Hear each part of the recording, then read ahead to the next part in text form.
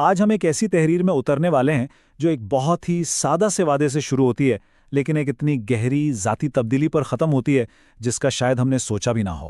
یہ کہانی ہے نقصان کی، صبر کی، اور پھر آخرکار خود کو ایک بالکل نئے روپ میں پانے کی۔ آئیے اس سفر کو ساتھ مل کر سمجھتے ہیں۔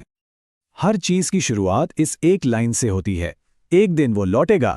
یہ صرف الفاظ نہیں ہیں، یہ ایک امید ہے، ایک لمبے، بہت لمبے انتظار کا مرکز ہے۔ یہی وہ ایک جملہ ہے جو پورے جذباتی منظرنامے کو سنبھالے ہوئے ہے، ایک ایسی خواہش جو دل میں زندہ رہتی ہے اور ہمیں آنے والے کل سے جوڑے رکھتی ہے۔ اور بس یہیں پر کہانی ایک دم سے موڑ لے لیتی ہے۔ اصل واقعہ اس شخص کی واپسی نہیں، بلکہ آپ کی اپنی ذات میں آنے والی ایک خاموش، گہری تبدیلی ہے۔ یہ وہ لمحہ ہے جہاں ساری کہانی کا محور لوٹنے والے سے ہٹ کر اس شخص پر آ جاتا ہے جو انتظار کر رہا تھا۔ تو یہ تبدیلی آخر ہے کیا؟ یہ کیسے ہوتی ہے؟ اس کا جو پہلا مرحلہ ہے نا، وہ تب شروع ہوتا ہے جب ہماری دعائیں بدل جاتی ہیں۔ یہ ایک ایسا اندرونی سفر ہے جہاں وقت آہستہ آہستہ ہماری خواہشوں کی سمت ہی موڑ دیتا ہے۔ یہ لائن، یہ شفایابی کی سب سے گہری علامت ہے۔ اس کا مطلب یہ ہے کہ جن چیزوں کے ٹوٹنے کا کبھی شدید غم تھا، جن کے واپس ملنے کے لیے دعائیں کی جاتی تھیں، اب وہ خواہشیں ہی باقی نہیں رہیں۔ درد سے جڑی دعاؤں کا یوں ختم ہو جانا اس بات کی نشانی ہے کہ انسان اندر سے مکمل طور پر بدل چکا ہے۔ اور ایک بات سمجھنا بہت ضروری ہے، اس تبدیلی کا مطلب بھولنا بالکل نہیں ہے، بلکہ یہ ذاتی نشوونما کی کہانی ہے۔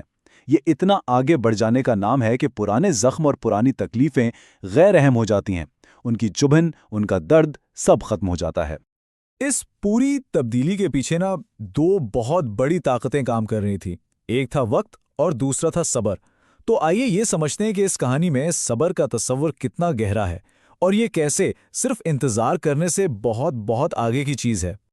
اب کہانی کا رخ اس شخص کی طرف مڑتا ہے جو واپس آ رہا ہے۔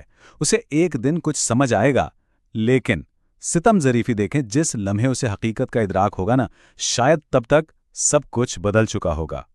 یہاں صبر کا جو آئیڈیا ہے نا، وہ بہت ہی خوبصورت ہے۔ یہ صرف ایک شخص کا انتظار نہیں تھا، بلکہ یہ ایک دو طرفہ عمل تھا۔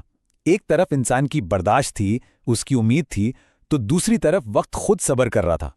وقت ایک زندہ قوت کی طرح کام کر رہا تھا، وہ شفا دے رہا تھا، چیزوں کو بدل رہا تھا اور اپنا کام مکمل کر رہا تھا۔ اور جب ہم لفظ صبر کی بات کرتے ہیں تو اسے سمجھنا بہت ضروری ہے۔ اس کا مطلب صرف خاموشی سے انتظار کرنا نہیں ہوتا، بلکہ یہ استقامت، ہمت اور برداشت کے ساتھ حالات کا سامنا کرنا ہے۔ یہ کمزوری نہیں، یہ طاقت کی ایک بہت فعال علامت ہے۔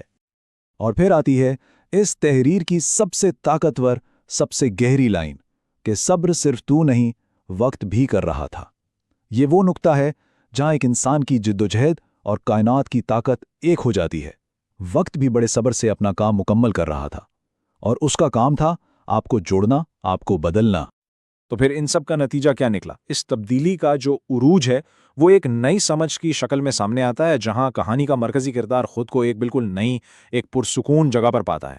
یہاں ایک سوال پیدا ہوتا ہے، کیا واپس آنے والے کا ادراک اہم ہے یا اس شخص کا جس نے خود کو تبدیل کر لیا؟ اس تحریر کا جو ختمی نقطہ ہے نا، وہ یہی ہے کہ اصل جیت آخر ہے کہاں؟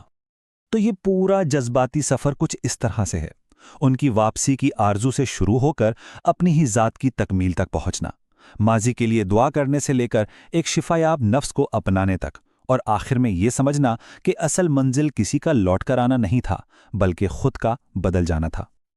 اور یہی اس کہانی کا سب سے خوبصورت پیغام ہے کہ اصل جیت ان کی واپسی نہیں، بلکہ آپ کی اپنی تبدیلی ہے۔